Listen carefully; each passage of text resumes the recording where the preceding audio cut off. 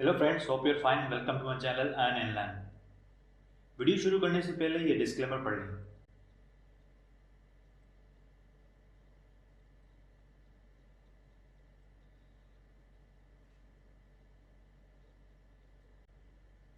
Trade with technical analysis की ये 5वीं वीडियो है और इससे पिछली वीडियो में हमने वॉल्यूम के बारे में सीखा कि किस तरह हम वॉल्यूम के साथ ट्रेड कर सकते हैं। इस वीडियो में आज हम डाइवर्जेंस के बारे में सीखेंगे, जिसमें बियरिश और बुलिश दोनों डाइवर्जेंस के बारे में बात करूंगा। डाइवर्जेंस किस मकसद के लिए इस्तेमाल की जाती है? डाइवर्जेंस हमें प्राइस और इंडिकेटर के बीच में इम्बैलेंस के बारे में बताती है और इस इम्बैलेंस से ये अंदाज़ा लगाया जा सकता है कि मार्केट में कोई चेंज आने वाली है। डाइवर्जेंस हमें पहले से ही बताती हैं कि अब ट्रेंड चेंज होने वाला है। इस वीडियो में कोशिश करूंगा कि आपको सिंपल करके समझाऊं कि किस तरह हम डाइवर्जेंस को ढूंढ सकते हैं और अपनी एंट्री उसमें बना सकते हैं। इसके साथ साथ मैं कुछ टिप्स और ट्रिक्स भी आपको सिखाऊंगा जिनको इस्तेमाल करके आप अपनी ट्रेड से प्रॉफिट कमा सकते हैं। जब प्राइस किसी खास डायरेक्शन में जा रही हो, मतलब ऊपर या नीचे, तो ज़रूरी है कि इंडिकेटर भी उसी डायरेक्शन में जाए। मिसाल के तौर पर जब प्राइस हायर लो बनाए तो ज़रूरी है कि इंडिकेटर भी हायर लो बनाए। अगर आप इस चार्ट पर देखें तो प्राइस ने एक हाई बनाया, उसके बाद एक और हाई तो बनाया लेकिन पिछले वाले हाई से नीचे बना, इसलिए इसे लोअर हाई कहा जाता है। और अगर इंडिकेटर को देखें तो वो भी इसी तरह एक हाई बनाने के बाद एक और लोअर हाई बना रहा है। जब प्राइस और इंडिकेटर एक ही किस्म की मूवमेंट दिखाएं तो उसे कन्वर्जेंस कहा जाता है। एक प्राइस ने यहाँ पर एक हाई बनाया, उसके बाद प्राइस ने दूसरा इस जगह पर हाई बनाया, लेकिन ये जो हाई है वो पिछले हाई से नीचे है, तो इसीलिए इसे लोअर हाई कहा जाता है। और इंडिकेटर भी कुछ उसी तरह ही कर रहा है। तो जब दोनों इंडिकेटर और प्राइस एक ही किस्म की मूवमेंट दिखाएं तो उसे कन्वर्जेंस कहा जाता है। कभी कभी क्या होता है कि प्राइस और इंडिकेटर एक दूसरे को नहीं फॉलो करते। जब भी प्राइस और इंडिकेटर ऐसी कोई मूवमेंट दिखाएं तो उसे डाइवर्जेंस कहा जाता है। ये तब होता है जब प्राइस और इंडिकेटर की एवरेज में डिफरेंस आ जाए। बड़े टाइम फ्रेम पर डाइवर्जेंस को ट्रेंड के चेंज होने के लिए देखा जाता है और छोटे टाइम फ्रेम पर स्विंग या स्कैल्पिंग के लिए ट्रेड लेने के लिए देखा जाता है। रिटेलर्स के लिए ज़रूरी है कि वो डाइवर्जेंस को 4 टाइम फ्रेम पर देखें। रिटेलर्स मतलब आम लोग। अब ज़रूरी नहीं कि जब भी कोई डाइवर्जेंस हमें दिखे तो हम वो ट्रेड ले लें। इसके लिए ज़रूरी है कि हम और भी कंफर्मेशंस देखें। इस लेक्चर में हम डाइवर्जेंस ढूंढने के लिए आरएसआई इंडिकेटर का इस्तेमाल करेंगे। आरएसआई के अलावा वैसे मैकडी और स्टोकेस्टिक भी इस्तेमाल कर सकते हैं, लेकिन मैं सिर्फ आरएसआई इस्तेमाल करता हूँ और आपको इस लेक्चर में आरएसआई पर ही डाइवर्जेंस दिखाऊंगा। डाइवर्जेंस ढूंढने के लिए कैंडल की क्लोजिंग वैल्यू देखी जाती है, क्योंकि आरएसआई उसी की बुनियाद पर बनती है। इसके लिए मैं चार्ट पर कैंडल्स के बजाय लाइन चार्ट यूज़ करता हूँ। लाइन चार्ट किस तरह यूज़ कर सकते हैं, इसके लिए अगर आपको मैं नेक्स्ट स्लाइड पर दिखाऊं। सबसे पहले trading.com पर जाकर आप इस जगह पर क्लिक करें जहाँ पर ये कैंडल्स बनी हुई हैं। जैसे ही यहाँ आप क्लिक करेंगे तो इस तरह का इंटरफेस ओपन हो जाएगा और यहाँ पर लाइन लिखा पड़ेगा। जैसे ही आप उस पर क्लिक करेंगे तो कुछ इस तरह का चार्ट पीछे आपको दिखना शुरू हो जाएगा। पहले जो जहाँ पर कैंडल्स थी, लेकिन अब यहाँ पर लाइन्स बन गई हैं। डाइवर्जेंस 3 किस्म की होती हैं, रेगुलर या जिनको क्लासिक डाइवर्जेंस भी कहा जाता है, हिडन डाइवर्जेंस और एग्जैजरेटेड डाइवर्जेंस। और इन तीनों में बुलिश और बेयरिश डाइवर्जेंस होती हैं। अगर आप इस चार्ट पर देखें तो ये सारी जो हैं वो बेयरिश डाइवर्जेंस हैं और राइट साइड पर जो है वो सारी बुलिश डाइवर्जेंस है। यहाँ पर लिखा पड़ा है क्लासिक और रेगुलर डाइवर्जेंस। ये बेयरिश फर्स्ट 2 बॉक्सेस जो हैं ये दोनों बेयरिश डाइवर्जेंस हैं लेकिन रेगुलर, और ये जो है दोनों बुलिश डाइवर्जेंस है लेकिन रेगुलर। अगर आप इस सेकंड कॉलम में देखें तो ये पहले जो बॉक्सेस हैं इसमें ये दोनों हिडन डाइवर्जेंस हैं लेकिन बियरिश, और इस ये जो 2 बॉक्सेस हैं ये बुलिश डाइवर्जेंस हैं, हिडन बुलिश डाइवर्जेंस। और लास्ट अगर आप बॉक्स में देखें तो ये फर्स्ट पहले 2 बॉक्सेस हैं ये एग्जैजरेटेड डाइवर्जेंस लेकिन बियरिश, और ये एग्जैजरेटेड डाइवर्जेंस लेकिन बुलिश में। बुलिश डाइवर्जेंस क्या है? ये तब बनती है जब प्राइस डाउन ट्रेंड में चल रही हो और हमें अप ट्रेंड शुरू होने का सिग्नल देती है। इसके लिए प्राइस और इंडिकेटर के नीचे वाले हिस्से को देखा जाता है जिसे हम लोज कहते हैं, और ये तब बनते हैं जब प्राइस के लोज और इंडिकेटर के लोज आपस में मैच ना करें। अच्छा, अगर आप इस स्लाइड पर देखें तो प्राइस ऊपर गई, ऊपर जाने के बाद प्राइस ने एक बड़ा डंप लिया। जैसे ही प्राइस ने डंप लिया तो उसने एक डाइवर्जेंस बनाई। ये हमारा एक लो था और ये एक और लो था, लेकिन ये लो पिछले लो से ऊपर था, इसीलिए इसे हायर लो कहा गया है। अगर आप इंडिकेटर पर देखें तो ये एक लो था और ये एक और लो था, लेकिन ये लो पिछले लो से नीचे है, इसलिए इसे लोअर लो कहा जाता है। और बुलिश में हमेशा प्राइस के नीचे देखा जाता है और इसी तरह इंडिकेटर को भी नीचे की तरफ से देखा जाता है। जैसे ही यहाँ पर डाइवर्जेंस दिखी उसके बाद प्राइस ऊपर मूव करना शुरू हो गई। याद रहे कि जब ट्रेंडिंग मार्केट हो तो डाइवर्जेंस को ना देखें, और ये जब भी बनती हैं तो clear higher high higher low और लोअर हाई और लोअर लो दिखाती हैं। डाइवर्जेंस आपको अच्छी ट्रेड ढूंढकर दिखा सकती हैं, लेकिन उसके लिए ज़रूरी है कि आप और भी कन्फर्मेशंस को देखें। रेगुलर बुलिश डाइवर्जेंस, इसमें क्या होता है कि प्राइस लोअर लो बनाती है जबकि इंडिकेटर हायर लो बनाता है।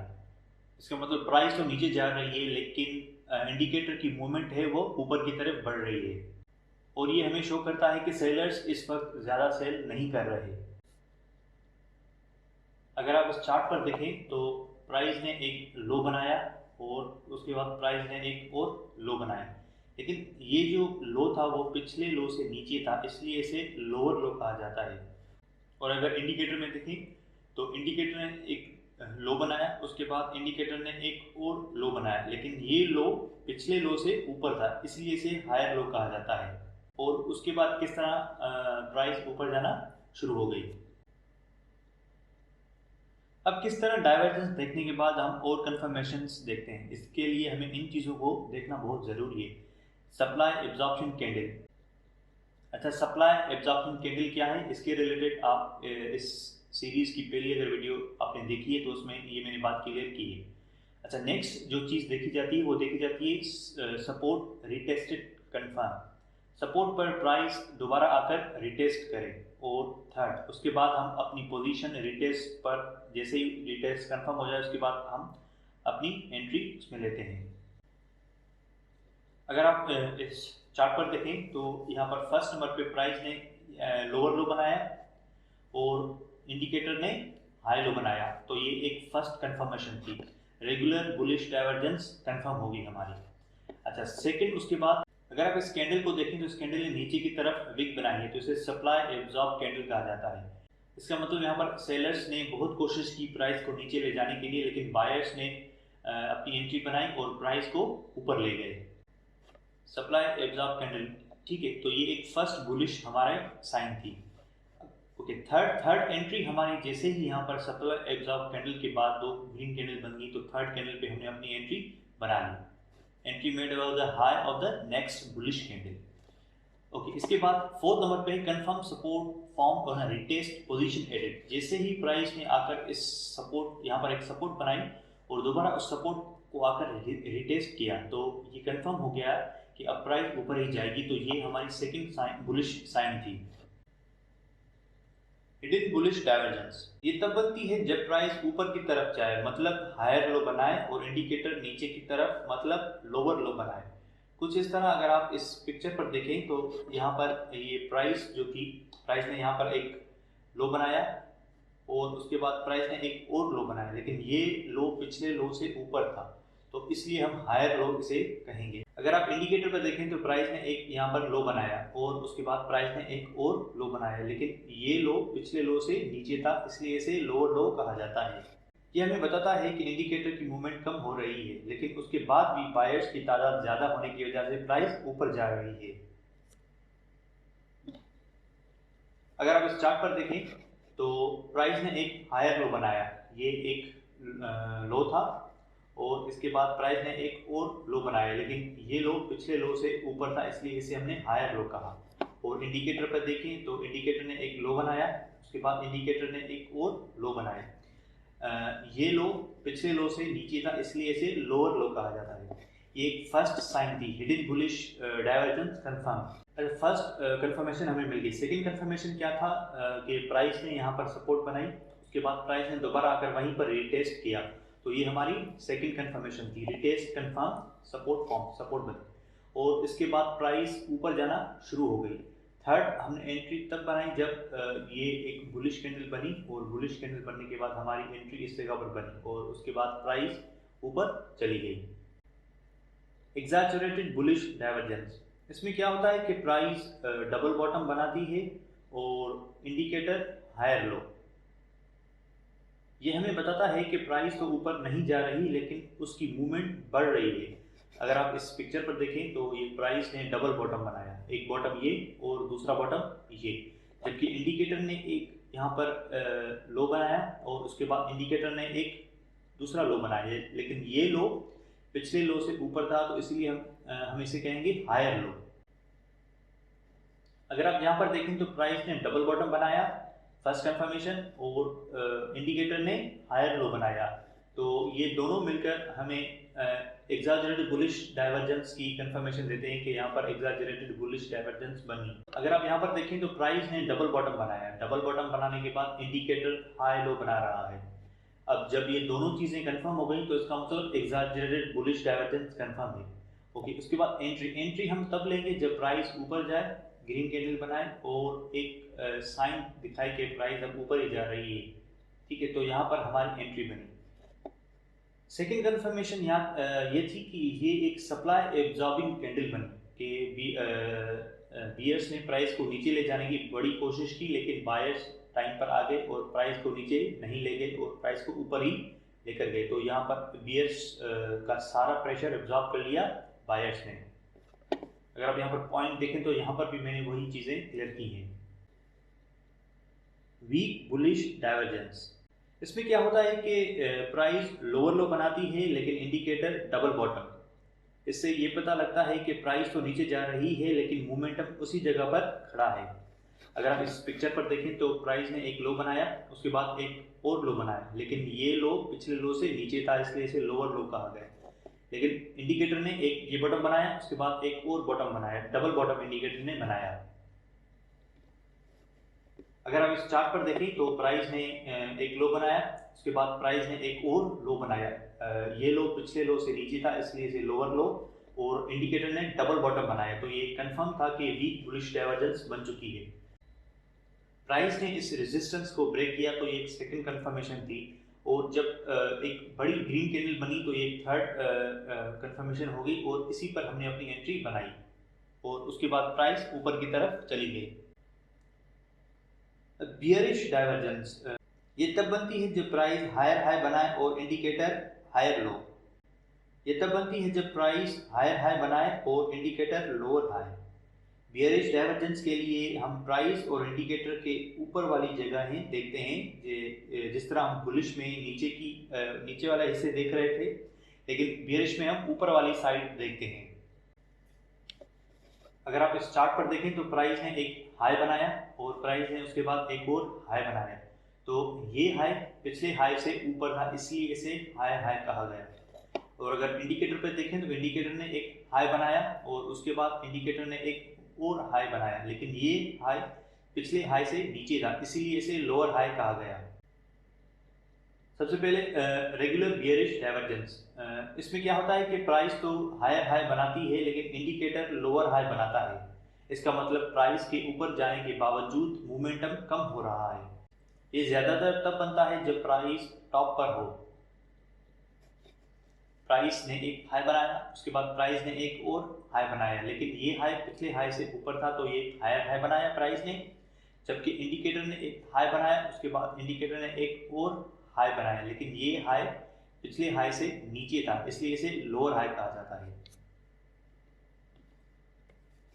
अगर आप इस चार्ट पर देखें तो प्राइस ने हायर हाई बनाया और इंडिकेटर ने हायर लो बनाया, तो ये कंफर्म रेगुलर बियरिश डाइवर्जेंस हमें दिख गई।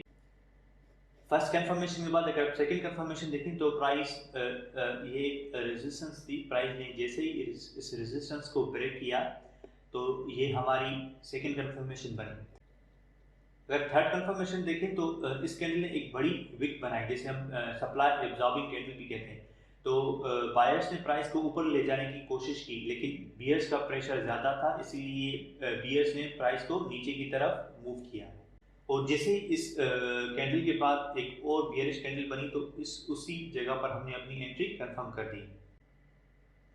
एग्जैजरेटेड बियरिश डाइवर्जेंस, इसमें क्या होता है कि प्राइस डबल टॉप बनाती है और इंडिकेटर लोअर हाई बनाता है। इसका मतलब प्राइस एक ही जगह पर खड़ी है लेकिन उसके बावजूद मोमेंटम कम हो रही है। अगर आप इस पिक्चर पर देखें तो ये प्राइस ने डबल टॉप बनाया, एक टॉप यहाँ पर बना और उसके बाद एक और टॉप यहाँ पर बनाया, जबकि इंडिकेटर ने एक हाई बनाया और उसके बाद एक और हाई बनाया, लेकिन ये हाई पिछले हाई से नीचे था इसलिए इसे लोअर हाई कहा गया। अगर आप इस चार्ट पर देखें तो प्राइस ने ये डबल बॉटम, ये पहला टॉप, ये हमारा सेकंड टॉप, डबल टॉप और इंडिकेटर ने लोअर हाई बनाया, ये हाई बनाया लेकिन ये हाई पिछले हाई से नीचे था इसलिए इसे लोअर हाई। तो ये first confirmation exaggerated bearish divergence की हमें मिल गई। इसके बाद सेकंड अगर हम देखें बात तो ये एक रेजिस्टेंस थी, प्राइस नीचे गई और प्राइस ने ऊपर आकर वहीं उस रेजिस्टेंस को टेस्ट किया, तो ये सेकंड कंफर्मेशन हमें मिल गई। अगर हम थर्ड कंफर्मेशन देखें तो वॉल्यूम ने एक बड़ी मूवमेंट हमें दिखाई एवरेज वॉल्यूम से कहीं ज़्यादा ऊपर, तो यहाँ पर बियरिश का प्रेशर हमें दिखा और यहाँ पर सेलर्स का अंदाज़ा भी हुआ कि यहाँ पर सेलर्स बहुत ज़्यादा है, तो ये हमारी थर्ड कंफर्मेशन बन गई। और जिस तरह एक बियरिश बड़ी कैंडल बनी तो इस जगह पर हमने अपनी एंट्री बना ली। वीक बियरिश डाइवर्जेंस, इसमें क्या होता है कि प्राइस हायर हाई बनाती है लेकिन इंडिकेटर डबल टॉप बनाता है। इसका मतलब प्राइस ऊपर जाने के बावजूद मोमेंटम ऊपर नहीं जा रहा बल्कि वहीं खड़ा है। यहाँ पर प्राइस देखें, अगर आप यहाँ पर एक हाई बनाया प्राइस ने, यहाँ पर प्राइस ने एक और हाई बनाया, तो ये हाई पिछले हाई से ऊपर था इसीलिए इसे हमने हायर हाई का नाम दिया। और इंडिकेटर पर अगर आप देखें तो इंडिकेटर ने एक टॉप बनाया, उसके बाद इंडिकेटर ने एक और टॉप बनाया, तो ये इंडिकेटर ने डबल टॉप बनाया। अगर आप इस चार्ट पर देखें तो प्राइस ने हायर हाई बनाया, हायर हाई बनाने के साथ साथ इंडिकेटर ने भी डबल टॉप बनाया, तो ये कंफर्म वीक बियरिश डाइवर्जेंस का हमें मिल गया। उसके बाद सेकंड पॉइंट जो हमने देखी कि एक कैंडल जो एक बियरिश एनगल्फिंग कैंडल थी हमें वो दिखी, इसके साथ साथ प्राइस ने दोबारा आकर उसी रेजिस्टेंस पर रिटेस्ट किया जहां पर ये इस जगह पर पहले प्राइस ने टेस्ट किया और दोबारा आकर प्राइस ने वही रिटेस्ट किया, तो ये थर्ड कंफर्मेशन थी। एंट्री हमने तब बनाई जब जैसे ही इस रिटेस्ट के बाद एक कैंडल बड़ी, एक बेयरिश कैंडल बनी, तो यहाँ पर हमने अपनी एंट्री बना ली। हिडन बेयरिश डाइवर्जेंस, इसमें क्या होता है कि प्राइस लोअर हाई बनाती है और इंडिकेटर हायर हाई बनाता है। इसका मतलब इंडिकेटर के ऊपर जाने के बावजूद प्राइस नीचे जा रही है। अगर हम इस चार्ट पर देखें तो ये एक टॉप बनाया प्राइस ने, उसके बाद एक और टॉप बनाया, हाई बनाया, लेकिन ये हाई पिछले हाई से नीचे है तो इसीलिए हमने इसे लोअर हाई कहा। और अगर इंडिकेटर पे आप देखें तो इंडिकेटर ने एक हाई बनाया और उसके बाद इंडिकेटर ने एक और हाई बनाया, लेकिन ये हाई पिछले हाई से ऊपर है इसलिए हमने इसे हायर हाई का नाम दिया। अच्छा, अब इस पे हम किस तरह ट्रेड ले सकते हैं, इसके लिए अगर मैं आपको चार्ट पर दिखाऊं, सबसे पहली चीज प्राइस ने लोअर हाई बनाया एक हाई, और ये सेकंड हाई, ये हाई पिछले हाई से नीचे था, ये लोअर हाई हमें मिला और इंडिकेटर पे हमें हायर हाई मिला, ये एक हाई और उसके बाद प्राइस ने एक और हाई बनाया, लेकिन ये हाई पिछले हाई से ऊपर था, एक हायर हाई बना। तो फर्स्ट कंफर्म हमें हिडन बेयरिश डाइवर्जेंस मिल गई। अगर हम सेकंड कंफर्मेशन देखें तो प्राइस ने यहाँ पर रेजिस्टेंस फेस की, प्राइस नीचे आई और दोबारा प्राइस ने वहीं जाकर रेजिस्टेंस फेस की, तो ये हमें सेकंड कंफर्मेशन मिल गई। और उसके बाद इस कैंडल पर हमने अपनी एंट्री बनाई और उसके बाद प्राइस नीचे जाना शुरू हो गई। अच्छा, कंक्लूजन में जो पॉइंट्स मैंने लिखे हैं उसमें फर्स्ट पॉइंट ये है कि हमेशा याद रखें कि जितनी भी बुलिश डाइवर्जेंस हैं उनके लिए हम हमेशा प्राइस और इंडिकेटर दोनों को नीचे की तरफ से देखेंगे, और जितनी भी बियरिश डाइवर्जेंस हैं उनके लिए प्राइस और इंडिकेटर दोनों को हम ऊपर की तरफ देखेंगे। जब भी डाइवर्जेंस के साथ ट्रेड करें तो चीट शीट सामने रखें जो मैंने स्लाइड 7 पर आपको दिखाई है। अगर आपको मैं वो चीट शीट दिखाऊं, ये वाली, जब भी आप ट्रेड लें डाइवर्जेंस के रिलेटेड या डाइवर्जेंस जब भी आप ढूंढें तो ये इस चीट शीट को आप अपने जरूर सामने रखें, उसके बाद डाइवर्जेंस ढूंढें। और कोशिश करें कि विक्स के बजाय कैंडल्स की बॉडी पे डाइवर्जेंस बनाएं। इसके लिए बेहतर हल ये है कि आप लाइन चार्ट इस्तेमाल करें, क्योंकि वो हमें सिर्फ प्राइस की ओपनिंग और क्लोजिंग के बारे में बताया है, और उस लाइन चार्ट किस तरह आप ओपन कर सकते हैं वो भी मैंने आपको इसी लेक्चर में बताया है। Thank you.